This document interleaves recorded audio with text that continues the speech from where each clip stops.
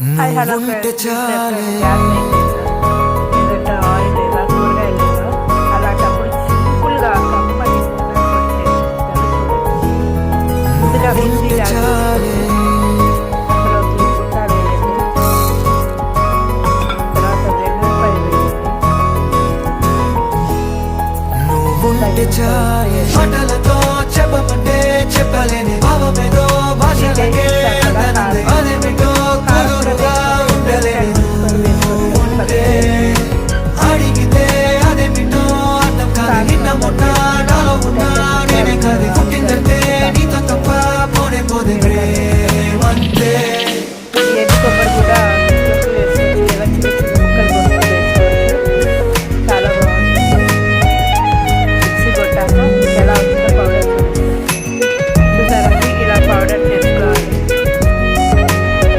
ఇది కనుక మీ పిల్లలు కాస్త అన్నంలో వేడి అన్నంలో వేసి నెయ్యి లేకపోతే ఆయిల్ అయినా వేసి పెట్టండి. అస్సలు వదలని కూడా వదలరు. మీకు కనుక నచ్చితే లైక్ చేయండి. బాయ్.